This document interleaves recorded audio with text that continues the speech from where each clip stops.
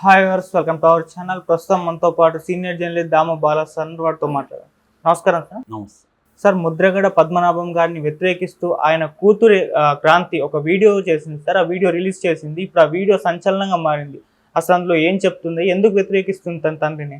ముద్రగడ పద్మనాభం గత కొంతకాలంగా పవన్ కళ్యాణ్ మీద చాలా ఘోరమైన కామెంట్లు కూడా చేస్తున్నాడు. ఆయన సినిమా వాడని, పనికిరాని వాళ్ళు, సినిమా వాళ్ళు రాజకీయాలకు పనికిరారని ఇట్లాంటి కామెంట్లు చేయడం. అట్లాగే పవన్ కళ్యాణ్ మీద పవన్ కళ్యాణ్ ఖచ్చితంగా ఓడిస్తానని, గెలిస్తే ఒకవేళ పవన్ కళ్యాణ్ గెలిస్తే నేను పద్మనాభం నుంచి పద్మనాభ రెడ్డిగా మార్చుకుంటానని ఆయన ప్రకటిస్తున్నాడు.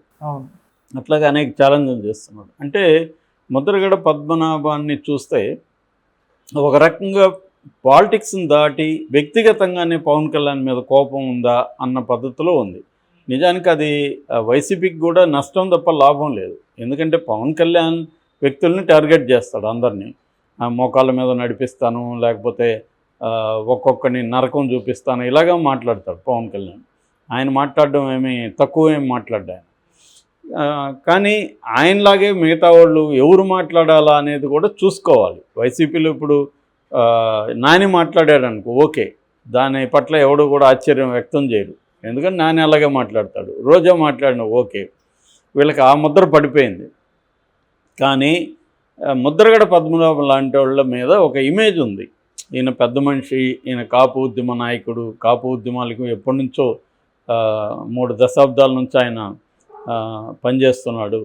వాళ్ళ నాన్న మంత్రిగా పనిచేశాడు. అలాగా ఒక పొలిటికల్ ఫ్యామిలీ, వాళ్ళకి మన కొన్ని తెలుగు సినిమాల్లో పెద్ద ఆయన పాటలు ఉంటాయి కదా, అలాంటి బ్యాక్గ్రౌండ్ సాంగ్ వచ్చి వేయగలిగిన వ్యక్తి ఆయన. సో అటువంటి వ్యక్తి మాట్లాడేటప్పుడు ఏంటంటే, నువ్వు ఓడించడానికి ఎన్ని పనులను చేయగానే ఒక హుందా వ్యవహారం ఆశిస్తారు ఆయన నుంచి. ఆయన కూడా వీళ్ళలాగా ఇప్పుడు కాంటెంపరీ రాజకీయాల్లో మనం ఉండాలంటే ఇలాగా అనుకున్నాడా, ఇలాగ మాట్లాడితేనే కానీ మనం హైలైట్ అవ్వము అనుకున్నాడా అనేది తెలియదు. ఎందుకంటే హుందాగా మాట్లాడితే ఎవరు దాన్ని హైలైట్ చేయరు. ఇవాళ నెగిటివ్గా మాట్లాడితేనే హైలైట్ చేస్తారు. జనం కూడా అవే చూస్తారు. ఎవరైనా మంచిగా వచ్చి పవన్ కళ్యాణ్ ఓడించండి, మమ్మల్ని గెలిపించండి అని మర్యాదగా మాట్లాడితే ఎవడు పట్టించుకోడు. అందుకని ఇవాళ ఉన్న కాంటెక్స్ట్లో ఆయన కూడా అలా మారినాడు అనేది మనకు అర్థమవుతుంది. కాకపోతే ఇప్పుడు ఆయన మీద విమర్శలు వస్తున్నాయి. కొత్తగా ఏమొచ్చిందంటే, వాళ్ళ ఇంట్లోనే ప్రాబ్లం స్టార్ట్ అయింది. మామూలుగా ఈ మధ్య మన ఫ్యామిలీ డ్రామాలు బాగా పెరిగాయి. మనం చూస్తున్నాం కదా, జగన్ ఇంట్లో ఎలా ఫ్యామిలీ డ్రామా స్టార్ట్ అయిందో. సో అలాగే ఫ్యామిలీ డ్రామాలు మొదలైనవి. ఇంకా వేరే రాష్ట్రాల్లో కూడా చాలా ఉన్నాయి. బట్ ఆంధ్రప్రదేశ్కి సంబంధించి ప్రధానంగా అక్కడక్కడ కొంతమంది ఎమ్మెల్యేలు ఆ మధ్య ముత్యాల నాయుడు కొడుకు మా నాన్నను ఓడించండి అని ఆయన పిలిపించాడు. అట్లా కొన్ని జరుగుతున్నాయి అక్కడ కూడా. అలాగా ఇప్పుడు ఈ ముద్రగడ పద్మనాభం వాళ్ళ కూతురు, ఆమె శ్రీమతి క్రాంతి అని వచ్చింది. ఆమె ఒక వీడియో పెట్టింది. ఆ వీడియో ఇప్పుడు వైరల్ అవుతుంది. ఆ వీడియోని ఇందాక చూశాను నేను. ఆ వీడియోలో ఏం చెప్తుందంటే, మా నాన్న పవన్ కళ్యాణ్కి వ్యతిరేకంగా ఒక విచిత్రమైన స్టేట్మెంట్ ఇచ్చాడు. పవన్ కళ్యాణ్ ఓడితే తన పేరు మార్చుకుంటానని. అట్లాగే ఆయన పవన్ కళ్యాణ్ వ్యక్తిగతంగా టార్గెట్ చేస్తున్నాడు. ఇదంతా కూడా పవన్ కళ్యాణ్ తిట్టడం కోసమే వైసీపీ మా నాన్నను వాడుకుంటుంది, ఆ తర్వాత మా నాన్నను పక్కన పెట్టేస్తుంది అనేది ఆమె ప్రధానంగా. అంటే వాళ్ళ నాన్న మీద కంటే కూడా వైసీపీ మీదనే ఆమె ఫోకస్ చేస్తుంది. మా నాన్నని వైసీపీ వాళ్ళు ఆడుకుంటున్నారు అనేది ఆమె చెప్పింది. సేమ్ మనం జగన్ది చూస్తే కూడా, మా చెల్లెలు మంచిది, మా చెల్లెల్ని చంద్రబాబు రేవంత్ రెడ్డి నాకు వ్యతిరేకంగా ఆయుధంలాగా వాడుకుంటున్నారు అనే విషయాన్ని ఆయన కూడా చెప్పాడు.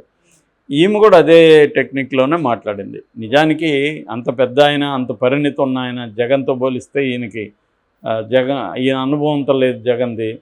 సో ఇలాంటి కాంటెక్స్ట్లో ఈయన తెలియకుండా జగన్కి ఉపయోగపడతాడా, జగన్ అనుకుంటే ఈయన ఉపయోగించుకోగలడా? ఈయనకి ఇంకా అంతకంటే అనుభవాలు ఉన్నాయి కదా.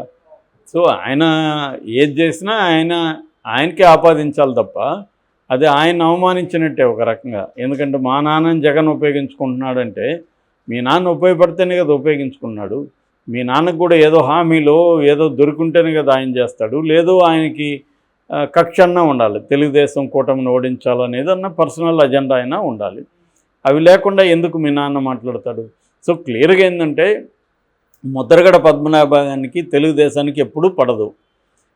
ముద్రగడ పద్మనాభం కుటుంబాన్ని తెలుగుదేశం చాలా ఘోరంగా అవమానించింది.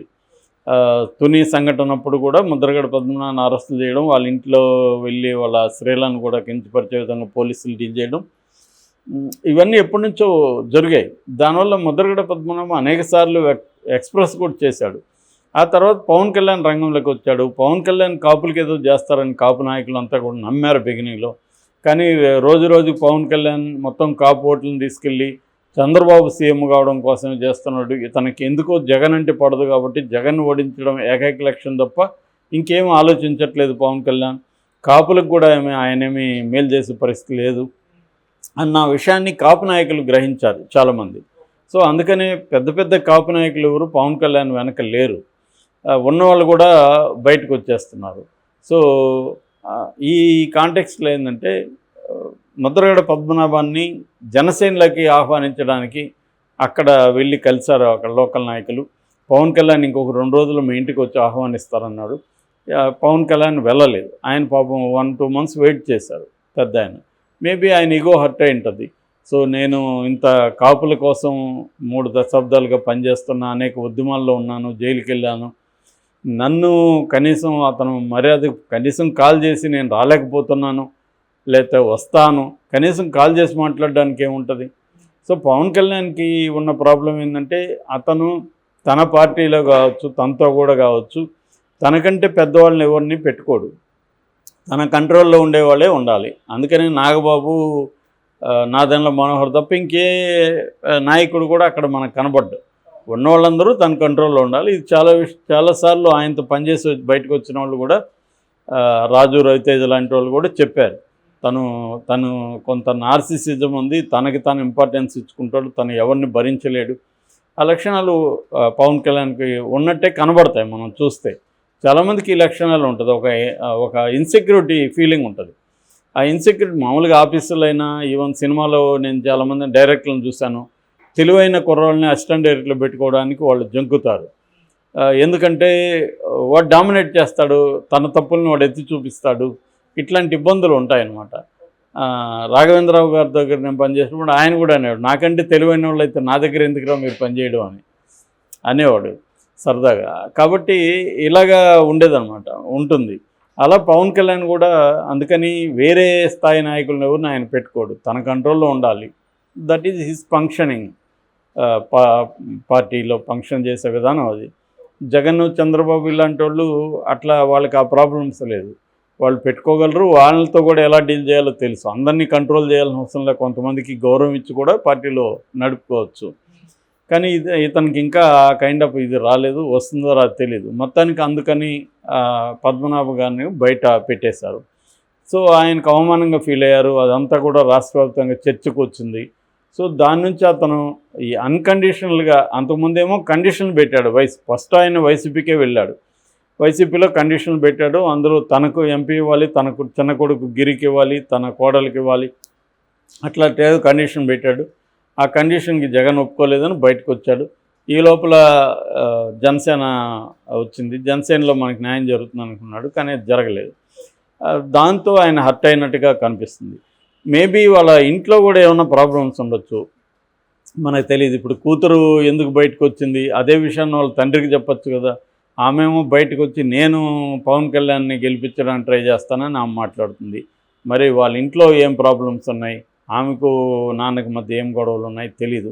ఇప్పుడు దీనికి పద్మనాభం గారు ఎలా స్పందిస్తారనేది కూడా చూడాలి. మేబీ ఆయన కూడా నాకు తెలిసి జగన్లాగే నా కూతుర్ని వాళ్ళు తప్పుదారి పట్టించి నాకు వ్యతిరేకంగా ప్రయోగిస్తున్నారు అనే ఆరోపణే చేస్తారు నాకు తెలిసి. అంతకంటే ఏం చేస్తారు, కూతురు మీద ఆరోపణలు చేయలేరు. కూతుర్ని వీళ్ళు మాయ చేసి ఇలాగా నాకు వ్యతిరేకంగా చేస్తున్న నాన్ని డైరెక్ట్గా ఎదుర్కోలేక ఇట్లాంటి పిరికి పొంద చర్యలు చేస్తున్నారు అనేది ఆయన మాట్లాడతాడు ఖచ్చితంగా. సో ఎవరైనా అదే మాట్లాడతారు ఒకవేళ వాళ్ళకి ప్రాబ్లమ్స్ ఉన్నా. సో కూతురు మరి ఆమెకి ఏమి ఇబ్బంది ఉంది, నిజంగానే ఆమెను ఏమన్నా వీళ్ళు ట్రాప్ చేశారా? ఎందుకంటే ఇప్పుడు ఎన్నికల్లోనే చాలామందికి మంచి మేలు జరుగుతాయి, డబ్బులు కూడా ఇప్పుడే వస్తున్నాయి అందరికీ. సో ఎవరికి ఎప్పుడు డిమాండ్ వస్తుందో తెలియదు. అలాగే ఏమన్నా వీళ్ళు ట్రాప్ చేశారా, ఆమెకి ఏమైనా అవసరాలు ఉంటే దాన్ని మేము చూస్తామని వీళ్ళు ఏమైనా ట్రాప్ చేశారా అంటే ఇవన్నీ పాజిబిలిటీ, నేను చేశారని చెప్పట్లేదు, చేసే పాజిబిలిటీస్ ఉన్నాయి. సో ఏదేమైనా రాజకీయాలు ఈ 10 రోజులు ఇంకా ఎన్నెన్ని మలుపులు తిరుగుతాయో చూడాలి. ఇది ఒక కొత్త మలుపుగా మనం అనుకోవచ్చు పద్మనాభం వాళ్ళ కూతురికి మధ్య.